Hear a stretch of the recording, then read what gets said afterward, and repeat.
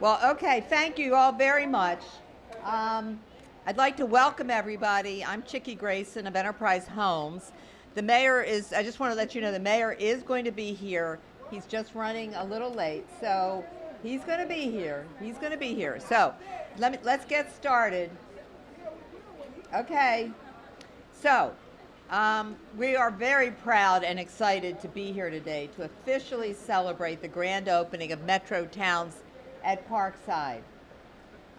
It's been a long time in the making. This community has been, we've been talking about this for just about 10 years. And it's thanks to the vision of the late Abe Poland and his wife Irene. People from all walks of life will have an opportunity to live in an extraordinary, affordably priced new community. Yes, it is. Amen. But it doesn't look brand new, which is one of the best parts about it. Okay. Okay. With all of our partners, Abe and Irene Poland, the DC Department of Housing and Community Development, the DC Housing Authority, and United Bank, we're building 125 for sale and rental homes for the city's workforce. This community provides a wonderful home ownership opportunity for people who make this city great: policemen, firemen, healthcare professionals, and teachers. The homes are designed in the tradition of other great neighborhoods throughout the district. They feature gourmet eat-in kitchens, Energy Star appliances, walk-in closets, and private parking. All of this in a great neighborhood and a short, really short walk to the metro. We've already sold almost 50% of the homes, completed phase 1, and we're working hard on phase 2. Thank you.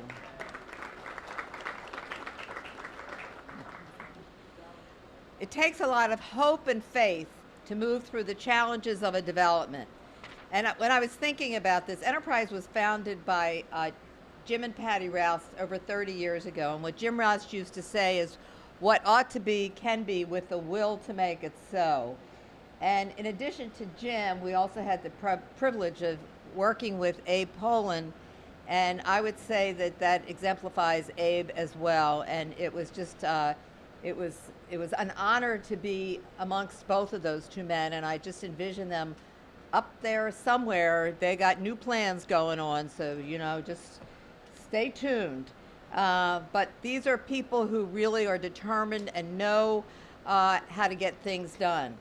So the building of MetroTowns certainly brings the new meaning to the word will.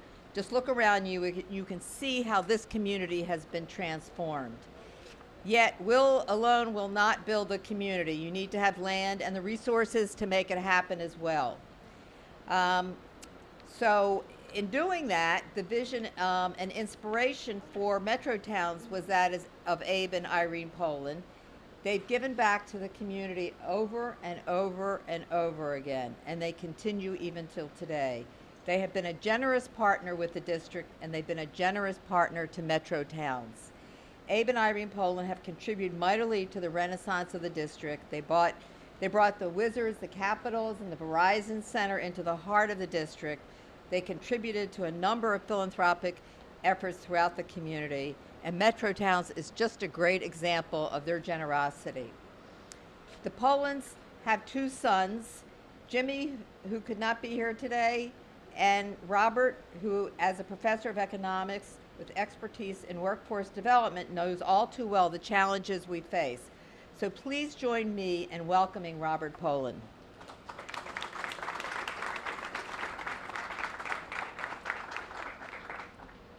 Thank you very much, Chickie. Move it up. Thank you very much, Chickie. And I can't tell you how meaningful it is for me to be here. I first want to send my greetings from my mother and brother. My mother was planning to be here. She was actually on the program.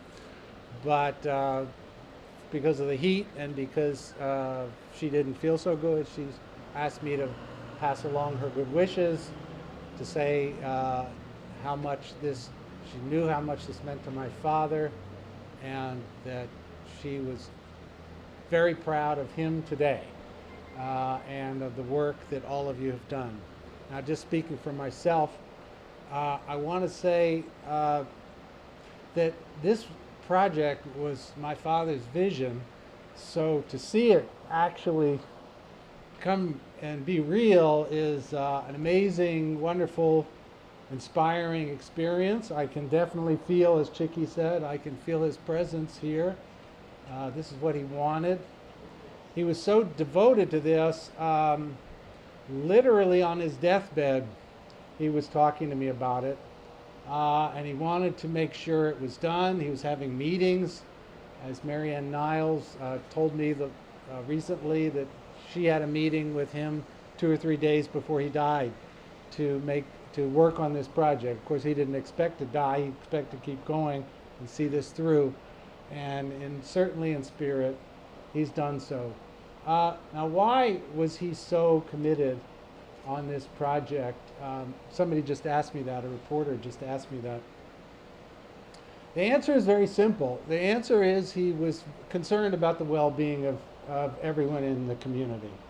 And he wanted to make sure that even though he was very proud, of course, of the Verizon Center and the fact that it improved the community and raised property values in the area, he was concerned that by the very fact of raising the property values near the Verizon Center, it was making it more difficult for middle-class people, for working families to afford to live in this area. So that's it. There was no other motive. And he was focused on this at exactly the same time that he was working on the Verizon Center. John Stranix told me that they first started looking for land 12 years ago. That was the Verizon Center basically just been completed. So he was on this as a major concern, as his project that he believed in. He wasn't going to stop at anything, as Chicky said. He worked with the mayor, he worked with the city council, he worked with the housing authority, and it was his dream that this come true and that families enjoy this. And here we are. So I want to thank several people. Of course, I want to first start with thanking the people that worked with me to fulfill my father's dream, and that's John Stranix and Marianne Niles, who don't like to get attention for some reason, but they deserve it, and you both did a fantastic job, and this would not have happened without them. And I know that this was a labor of love for them too, and because they worked and knew my father so well. Of course, also community enterprise development, who was my father's partner on this. You also have done a fantastic job and made something. It's, you know, it is one thing to have a vision, it's another thing to carry it out. And the carrying out, the vision was there 12, 13 years ago. The carrying out has taken all this time. So I want to thank all of you for all your hard work and your achievements. Even hard work doesn't do it. You have to be capable. So your achievements in making this happen. And then, of course, the city as a partner. And I'm glad that Councilmember Evans is here, and I want to thank him. The mayor, who will maybe be here soon. And Abstencia, I want to thank him and recognize him. And then finally, I want to thank the community, because you embraced this project. This is for you, and this is something that you are part of and you've helped build. And now you're the ones that are going to make it come alive, and you're going to have families growing up here, and it's going to transform this community in the same way that the Verizon Center transformed the area around Chinatown. So this is something for the community. And I finally just say that this is proof that when people get together and think about themselves as parts of a community, as neighbors, as friends, what is possible. Not to say it's not difficult, but what is possible when people come to things, to projects like this, with the idea of doing good in mind, with well-being in mind. And that's really where my father started with this. And it's a thrill for me to be here and see it become a reality. Thank you very much.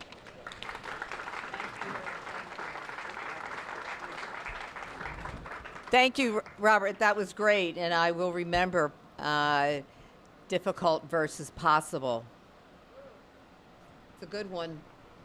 And I also, myself and for everybody at Enterprise, want to also acknowledge John Stranix and Marianne Niles for working with us throughout this entire process. They just have been absolutely fabulous. And I know that people have had various partners that they worked with throughout their careers. And it's great when you have partners that understand. So thank you both very, very much. And of course to the Poland family for all that they've done to really make this happen. This would not be here without the Poland family. So thank you very, very much. As you've heard, there was an initial vision 12 to 14 years ago, but I know that there was an initial tour of several sites in about 2004 or 5. And one of the people in that tour was Adrian Todman, the current head of the DC Housing Authority. Adrian has been with us from the beginning and has helped us through many challenges. In addition to Adrian, many thanks to Larry Dwyer, Steve Green, Carrie Smizer, Andre Gould, Andrea Powell, and I know I saw Lisa Hodges back there somewhere. So thank you. So please join me in welcoming Adrian Todman.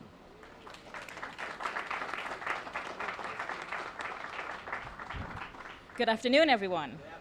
So Chickie's absolutely right. I do remember the Whirlwind Tour with John and Abe Poland and my predecessor, and that was very exciting. I also remember the first groundbreaking. Remember that one? Yes. And then I remember the second groundbreaking. And I'm really excited that the second groundbreaking really stuck, because now we're here today to celebrate a ribbon cutting on a beautiful, beautiful neighborhood that is truly part of the renaissance of the Kenilworth Parkside community. This is just one piece of an amazing things that are happening out here. I mean, the Housing Authority is very proud to be an investor of our new market tax credits for Educare. The money we have put into Victory Square so we can help very low income seniors live their lives with dignity. The work we're doing out at Kenilworth, our public housing site, as a choice site, and really the partnership we have with our Promise and Choice neighborhoods, and I see some of our Promise partners right here. So this is very exciting. It's very exciting to get this piece of the puzzle underway, and so we can finally begin to get some more affordable home ownership units for the families here in the District of Columbia who need it so much. I'd like to acknowledge two of my commissioners who are here, Mr. Frank Lancaster and Aquarius Vengashri. Thank you for your support, and I'd also like to thank the vision of the Poland family for bringing us this far, and for the wonderful expertise of Chickie, you and your crew, and the wonderful staff of the DC Housing Authority. We're happy to be here, and we're looking forward to the next phases. Thank you so very much. Thank you. Thank you very much, Adrian. There are many pieces to the development puzzle. One very critical issue is private financing. And trust me, it's a great challenge to have a bank talk to you in the middle of the Great Recession, or the beginning of the Great Recession, essentially, to talk to you about a home ownership development. There weren't, let's just say, there weren't a lot of banks around that were interested in talking about home ownership in 2008 and 9. But fortunately, Tom Nida from United Bank had the foresight to meet with us in 2009 and support MetroTowns throughout this Great Recession. He understood the need and the market for affordable workforce home ownership. So please join me in welcoming Tom Nida.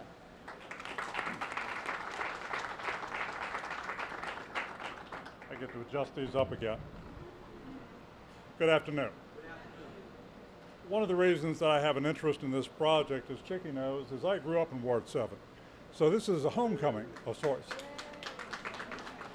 And I think this project can be characterized by a number of words that begin with the letter P.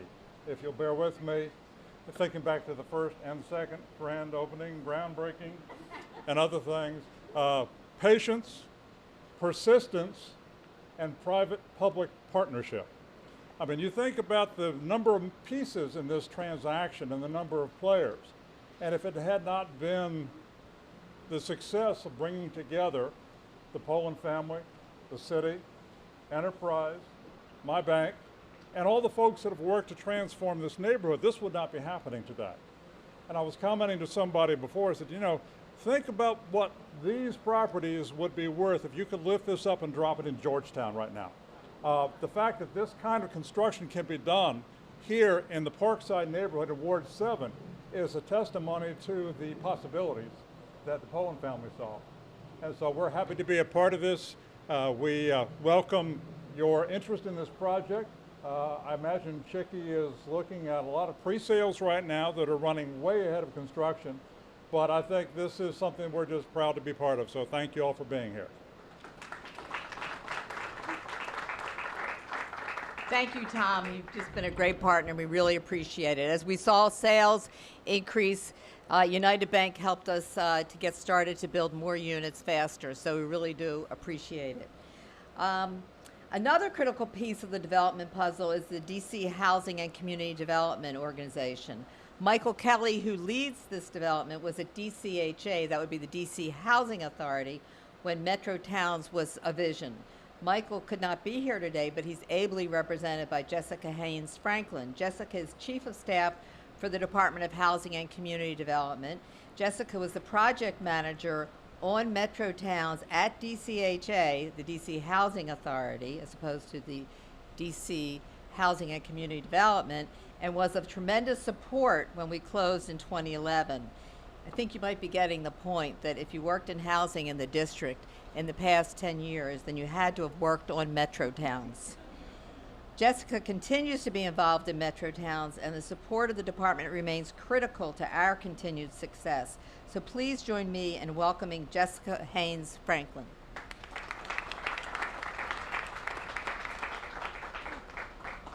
Thank you, Chicky, for that introduction. Good afternoon to Adrian and our other auspicious guests up here, our Councilwoman Alexander. I too am a Ward 7 resident, so this is another excitement for me. In addition to the fact that along with Lisa, who did all the hard work, and I got to bring it to closing because she went off and did better things. But this is a really exciting thing to do. I'm honored to bring greetings from the director, Michael P. Kelly, who is away today for the rest of the week, and he sends his greetings. I want to applaud Enterprise Incorporated for bringing the late Abe Poland and his family's dream to fruition. In life, Abe was rooted in the history of the district, and through MetroTowns and other similar initiatives, his legacy lives on in his death. His benevolence is still shaping the city to better the lives of all who reside here. To be able to support and champion an effort that boasts 1/3 of its residents as district government employees, including a doctor and a lawyer and a restaurant manager, all of whom will reside among families who are elevating themselves even as renters, is a proud pursuit for DHCD. These are families who can now live affordably in what has become one of the most expensive cities to live in the country, Washington, D.C. It is for that reason that DHCD was really proud to approve $3 million in capital improvement financing and $8.3 million in housing production trust funds. I really want to say thank you to everyone who's been involved in this labor of love, because as I recall, before we got to closing, it was about 5 years. And so it was not an easy task, and it really took all of these people to make it happen. So I'm really delighted. I want to say thank you to Enterprise, and to those of you who are future residents, on behalf of Michael Kelly, let me say welcome home.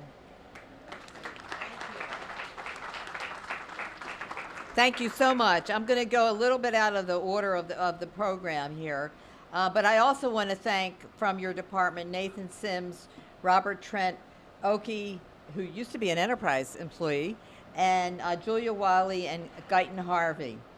As you may know, in DC, they have something called an ANC, an Advisory Neighborhood Commission, and they operate throughout the district. Willie Woods represents the Parkside neighborhood and has been extremely supportive of MetroTowns. He's a champion of all positive Parkside activities and lives with his wife, Alyssa, across the street. He continues to check up on our status and help us move forward. I want to acknowledge the work that both he and his wife have done for Parkside and ask you to join me in welcoming Willie Woods.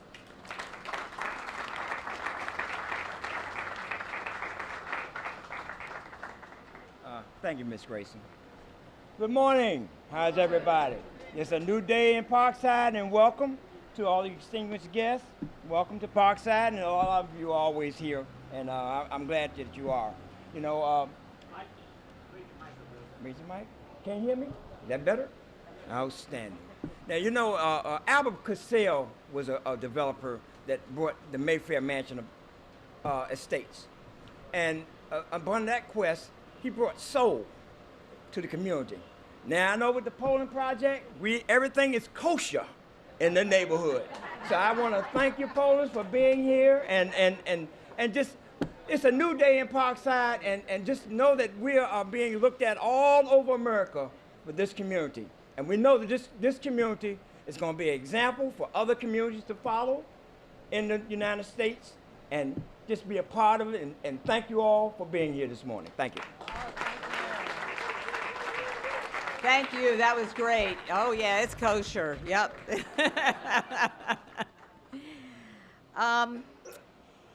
It's really just such a thrill to be here and to be able to celebrate this day. I'd like to let you know that when Councilman Gray became Mayor Gray, he effectively passed the baton to Councilwoman Yvette Alexander. She became the council representative for Ward 7, has been reelected twice since that time. She's been a great supporter of this development. And so I'd like you to join me in welcoming Councilwoman Yvette Alexander and Councilman Jack Evans. Please join both of them.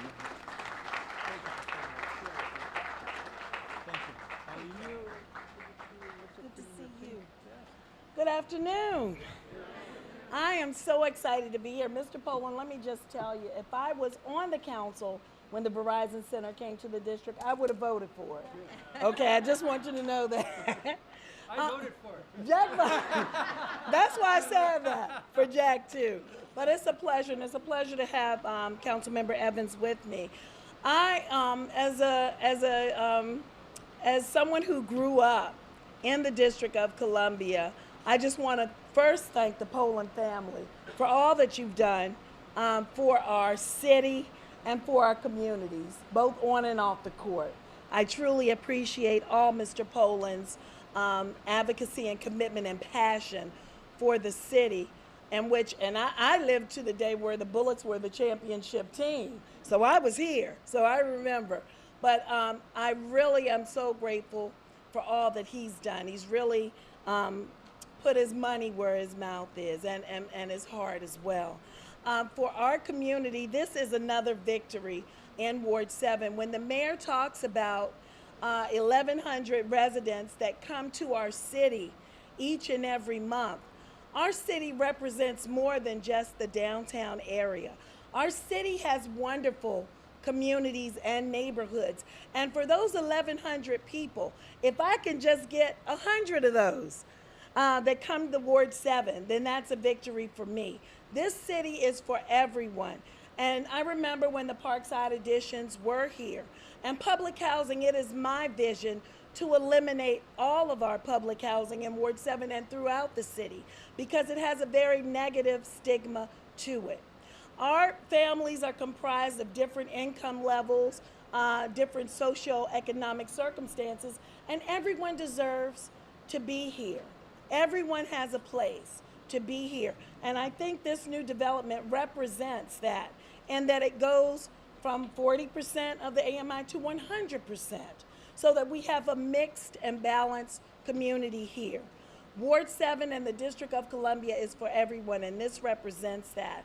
I want to, and thank you all for putting up with this heat. I'm cool. I'm not really hot now because I'm excited, so this weather I can bear. When it's good news in Ward 7, I can bear this heat. But I want to take an opportunity as the Ward 7 representative to thank some special people. Willie Woods, Commissioner Woods, I want to thank you again. Because when you have projects and when you have advocacy in your community, the community stakeholders, when they say yes, when they give it a thumbs up, that makes all the difference in the world. So thank you for working with this project. This is a promise neighborhood initiative. Even our president, President Obama, our president of the United States of America, has invested in this community. He believes in this community. So that makes me excited. Sharita Slating from the Promise Neighborhood Initiative, thank you for all of your advocacy. And finally, Geraldine Bell, the president of the Parkside Civic Association. Thank you for your advocacy. And she knew it was so special. We have an Eastland Gardens Civic Association across the road, but she knew that this was on the brinks of great development. And she said, we can't go over to Eastland Gardens when we have so much going on and growing in this community. We're going to extend this. And she incorporated her own civic association for this entire community. So thank you for your leadership. And that's well deserved. And another victory for me is that I got to speak before Mayor Gray. So I'm excited about that. That's my personal victory. But thank you, Chick. But my partner, Jack Evans, you know, whenever we vote on anything or whenever we do anything, even though I advocate for Ward 7, it takes 7 votes or even more. I go for unanimous votes on the council for anything we do. Jack Evans has been a true partner and supporter of mine since I've been on the council and for Ward 7. So Jack, thank you. Welcome again to Ward 7. Thank you. Yes, thank you, Yvette. He's been there. And Jack, if you'd like to say a few Oh, sure. words, Thank I you very much. appreciate it. Oh, thank you. I'm a politician, right? You can't miss. But there is an old saying, when you're last in the program, and this is the saying, it's all been said, but not by me. So I will just say a couple of things. I'm pleased to be here to support my colleague, Yvette Alexander, who has done a remarkable job, really has, representing Ward 7 on the council. Ward 7 in all the city is a ward on the move, and it's because of her, the residents and businesses in Ward 7, and Yvette, thank you for all you do, and really, really appreciate that. Love you, Jack. She's a great ally on the council. And I just want to speak quickly about Abe Poland. I knew Abe Poland quite well. I worked with him very closely on building the Verizon Center. Abe Poland, more than any one individual, is responsible for the resurgence of Washington, D.C. I could just say that hands down. Abe Poland did not need to bring the bullets and the caps, the bullets they were called at the time, and the caps to Washington. He was in the Cap Center. He had a deal 100% paid for by the city of Baltimore. He could have gone there. But this was his hometown. And he said, I'm going to bring those teams into downtown Washington. And originally the city was going to pay for that arena, and the city didn't have any money. So Abe said, not only am I going to bring the teams in, I'm crazy. I'm going to pay for the arena. And he did. And the Verizon Center is the single most important building project. Incidentally, it was a 7-6 vote on the council. I can't find the 6 who voted against it today. But it was, and I was there. And it is the single most important project we ever did, because it led to the resurgence of our downtown, which then led to the resurgence of the neighborhoods around it and then out into the city. So without the Verizon Center and Abe Poland's vision, we would not be here today. So give Abe a big round of applause. And there's just quickly, I just want to say about 2 other people who have been mentioned several times, but not enough. Mary Ann Niles was Abe Poland's emissary to the government and the council. And without Mary Ann and her political skills, to say the least, this wouldn't have gotten done. And I always was pleased when I heard Mary Ann call for me. Mary Ann's on the phone. I was always more worried when Abe Poland's on the phone. If Abe had to call me, I knew something went wrong. And John Stranix, who built the arena. And you cannot take John and I were down with the hard hats, remember, in the hole, making sure it got built, what, John? On time and on budget, right? And his participation not only in the Verizon Center but baseball stadium beyond is unparalleled. So thank you. I just wanted to mention those two people. And I want to thank everyone. Abe used to talk about this all the time because not only, as someone mentioned, was he concerned about downtown, he wanted to build in the neighborhoods because he came from the neighborhoods. He grew up in this city in the neighborhoods. And he wanted to make sure that every person in this city had the opportunities that he had. And what we have here behind us is just a total testament. So thank you for allowing me to speak. God bless, and I'm so happy to be here today. Thank you. Great job, Jeff. Thank you. Thank you, everyone. We're coming up on the rear here. And I wanted to also acknowledge the Parkside Civic Association and our partners in the community, DC Promise Initiative, Educare, Neville Thomas Elementary School. Yeah. It's a great community. Cesar Chavez Charter School. And I also want to acknowledge and give a big thank you to Betsy Swan and the Wheeler Creek CDC, who has been helping us with this development going forward. Woo. Good. In the world of development, it takes a village. I know people are probably tired of hearing about that village, but it really does take a village. Many people and organizations are essential to making the Poland's vision a reality. So I just want to thank some people who've been really instrumental to making this happen. Bizzuto Construction, Mike Schlegel, Brian Groschholz, Jason Randall, Kurt Goss, and Brian Rennie, Torty Gallus, John Torty, Tom Gallus, Murphy Antoine, and Tylora Imes. Stantec, our civil engineers, and Richter and Associates for utilities. Hillis Carnes, our geotech. I saw him proudly trying to video this. There you go. He's very proud to work on this. That's great. Our attorneys, Klein Hornig, Chris Hornig, and Aaron O'Toole, and Holland and Knight, Wayne Quinn, and Cyrus Friedman. And our great sales team from McWilliams Ballard, Ross McWilliams, Chris Ballard, Clint Mann, and Tanya Brown. And as we wrap up and cut the ribbon on our new model, I want to take this opportunity to just talk a little bit about the people at Enterprise and the value that Enterprise places on creating strong, sustainable communities. Enterprise brings a lot of knowledge and persistence and expertise. We never give up. We just keep on going, no matter what it takes to make that happen. And there are a lot of people that are responsible for that. And I just want to mention some of those people that have really helped to make it happen here at Enterprise Homes. Christine Madigan, who provided great leadership from the very beginning. Corey Powell, who has dedicated enormous time and energy to making MetroTowns happen. Woo! Corey. Where is he? There he is, hiding. Rebecca Warrants for helping to make sure we get this right on the front end. That means a lot. And all the way through the whole development. Kathy Waneke, Joy Sisson, and Latanya Joyce for taking care of all the accounting. John Searles, Bridget Johnson, Andrea Russell, Vicki Johns, Bernadette Boyd, it's a lot of people, and Linda Galati. These are the people who make this happen every day. I also want to recognize Lee Rosenberg, who I believe is inside. Smart guy, always has been. He's been instrumental to our work from the very beginning. And I also want to thank David Bowers, Matt Huffman, Deborah Stevenson, and anybody else from the DC office. Could everybody from Enterprise stand up? Raise your hand at least. I know it's going to take a lot of energy. Thank you all. I don't know if the mayor is going to... 3 minutes. 3 minutes. Okay, so that's great. Well, after the mayor, let me tell you what we're going to do.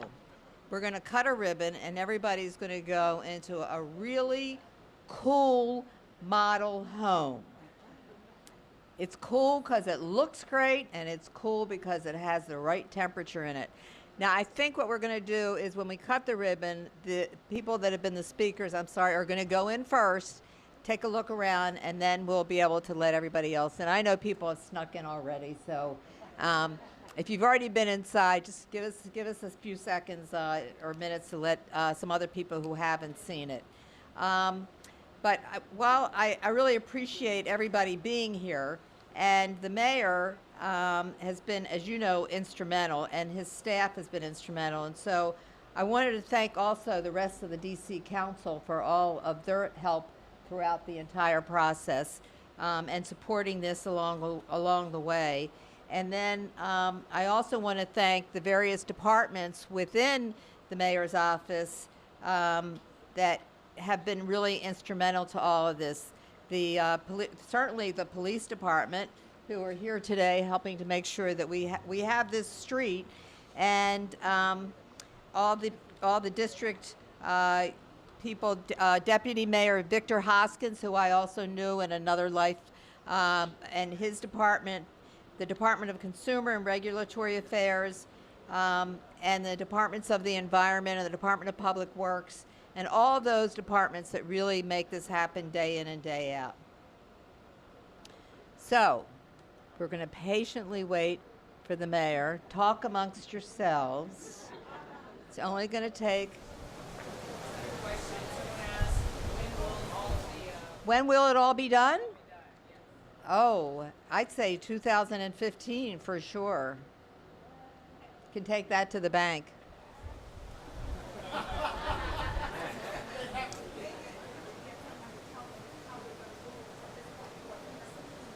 Oh, okay. Well, you can't see much of the development behind you right now, but basically we've done the first 11 units, which is phase 1, and then we're working on phase 2, and you can see the infrastructure work that's going on behind you, and that will finish up this part, and that will include some of the home ownership as well as some of the rental. And then over to your left, you can see some big pipes back there. You can see some work going on back there. We've got a lot of soil site work to do, and we'll be doing that now throughout the summer, and then we'll be starting to build those buildings. So we're going to keep on moving as long as we keep on selling houses. So, you know, say that. State-of-the-art Health Center will be opening in 45 days, so in the fall.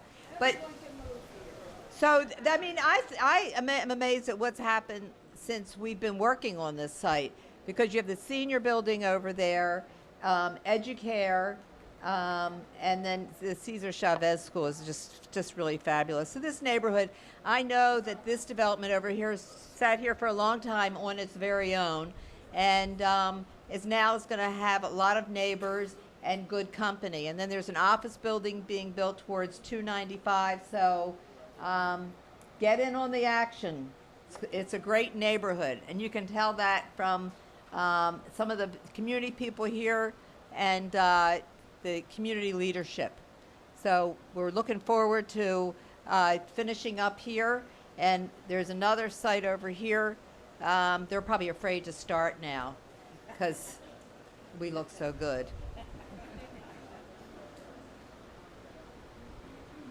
Anybody have any questions? Yes, ma'am. I'd like to know how many public housing residents will be returning that you The same number that were here before, I think is 42 or 43. know when that will happen? It's happening as we're building. So I would say probably the first move-ins are sometime in 2014. Thank you so much. Anybody else? Okay. Yes, ma'am. When you build your association, how many public housing residents will be involved in the association? They will be. Because we see so many of our public housing becoming these new communities, and we're not able, for some reason, we're not a part again of the organization of the association. Well, I would say that everybody will be involved. We've done this before. We did do the Wheeler Creek development, and if you know Bessie Swan, then you know that we're true to our word. We created the Wheeler Creek Community Development Corporation in like 1997, I want to say, and it started as an effort to help work with creating jobs for people and helping people move into new opportunities. In the site as well as off the site, and then that organization still is operating today, and I am very proud of that, that we were really at the forefront of really helping to start that and help to create the jobs that are needed. When I talk about associations, I- I mean your tenant association. Yes, I understand. I had a lot of complaints that the residents, they have a right to be a part of the association, so there's something there. And I don't think that's going to be a problem here. Thank you. No problem. Yeah, and I just wanted to piggyback on that. Mike, you're The, taller. the one-for-one replacement, as you know, there is some criteria and qualifications, but every resident has the opportunity to return back to the community. So they have to do their part, and we've guaranteed to do our part. Councilmember Alexander, I'm talking about the association. The residents here have a resident association. The charge And that will continue. They're still a unit. is when everybody moves in, there will be a tenant association here. And whether or not somebody will work to make sure that public housing residents will be sitting at that table as well. Of course, every tenant who lives here has the opportunity to be a part of that tenant association. You're welcome. I have a question. My question is, what percentage of the units for low income residents? No, well, it's affordable housing for people who are from 40% of the area median income to over to 100%. I can understand that part of it. But what I'm trying to figure out is the multiple units that you're having coming in, what percentage of those multiple units can be for under the median? So to rephrase that, they're all Everybody. open. We're going to ensure that everyone from Parkside Additions returns, and then from that point, anyone has the opportunity to come in. So whether you're 40% or 100% AMI, you have the opportunity. But we're guaranteeing that those persons who were here can return. After that, you know, based on the application process, you know, that's how you'll get your mix. Okay, yes, ma'am. Thank you. What will be the hours of operation for The hours of operation are going to be, Tanya, yes, what are your hours? Thursday through Sunday, 10 to 5. The So mayor's- come on. The mayor's 3 minutes are a little longer than our average 3 minutes.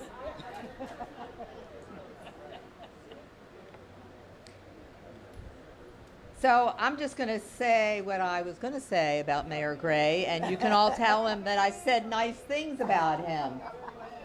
Yes? Will there be an association fee or some type of fee for all of the residents that live? Yes, there will be a homeowners association, so there will be a fee relative to that. Yes, ma'am. Yes, my concern is the streets, the parking, it's like, it's only one way in. Are you gonna open up some streets where it's gonna be congested with the traffic? And I'm just wondering if it's gonna be some other opening, and if it's going to be nice if you can get the little speed bumps in the street, because we have people that speed through the street. I live across the street, and we have people that speed down, you know, through the street, and we wanna have a lot of more kids and stuff around, so. I'll leave that to the council. Yeah. It's our public That- streets. It's a public street, so that will be based on, I mean, DDOT conducts studies based on development. They can make that determination. As far as speed humps or bumps or rumble strips, whatever you want, your friendly commissioner, Willie Woods, can assist you with that. There is a petition process, so you have to get the buy-in from 80% of the residents affected. So 80% of your block has to sign a petition, and then you can apply that with DDOT to get the speed humps. So I just wanted to say, I'm going to let me just take this podium for a minute and just say that, you know, I talked earlier about will, and you need to have will, but you need to have two other things. One of them is resources that we've talked about, and the other is land. And so fortunately, we've been able to amass that all together to make this happen. And it's many different resources, and many different owners of parcels of land.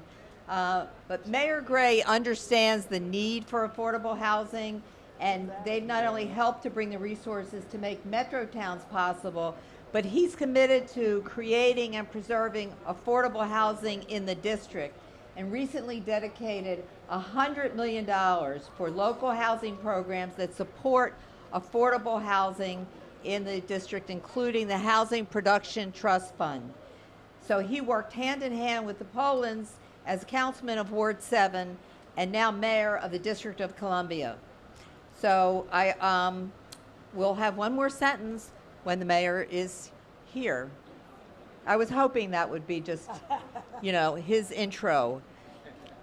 Okay. An executive decision has been made. We are going to cut the ribbon. All right. Ask the mayor to say a couple words. Like mayor. 2 words. Isn't this great?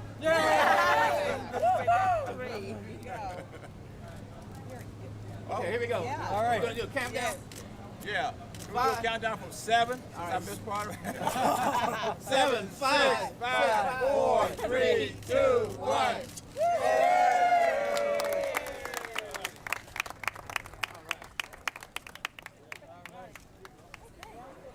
All right. Isn't this a great day? It's a great day in Parkside. Parkside, I want to, I guess, I don't know whether they're still here or not, but council members Alexander and Evans who were here, I want to thank them for coming out. And of course, council member Alexander represents now Ward 7. But the discussion on this started when I was a Ward 7 council member, right, Council Member Alexander? And thank you for staying for a couple of minutes.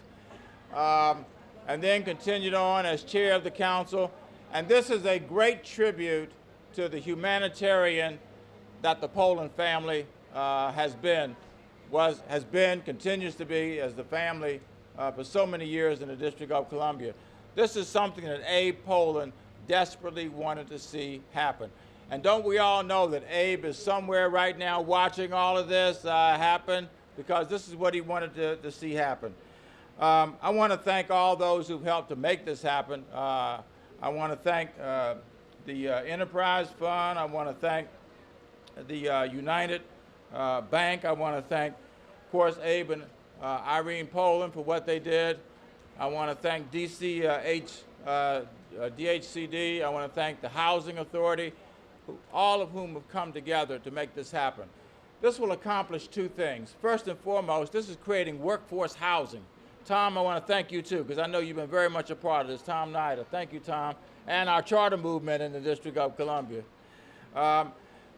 This will bring workforce housing to the District of Columbia, affordable housing for our teachers, our firefighters, our police officers, and others, many of whom work in our District of Columbia government. And it's also, frankly, helping to bring people to the District of Columbia. Our population is growing by 1,100 to 1,200 people a month. But it hasn't grown, right, council member? It hasn't grown substantially on the east end of the city, in Ward 7 and Ward 8. I have said for a long time that Parkside is actually one of the sleeping giants in the city. It is the largest undeveloped tract of land here in the city. We now have the Educare, which of course is an early childhood education program that is now open. We got Victory Housing. We are building a new health care clinic, right, Adrian? Right up the street. This is going to be a tremendously robust community when it is finished. And this MetroTowns is going to contribute mightily to how robust this community will be. So again, I want to apologize for being late, and I wish I had a great excuse for it, but I don't. I was in a meeting.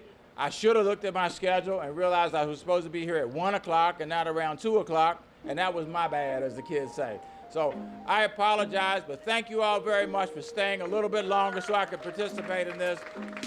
Something that I've been a part of for a very long time. I would have felt very, very bad and blamed myself, rightfully, of course, had this completely been finished by the time I got here. So thank you, MetroTowns. Thank you, everybody who made it happen. Now let's go forth with a great community here in Parkside. Thank you all very much.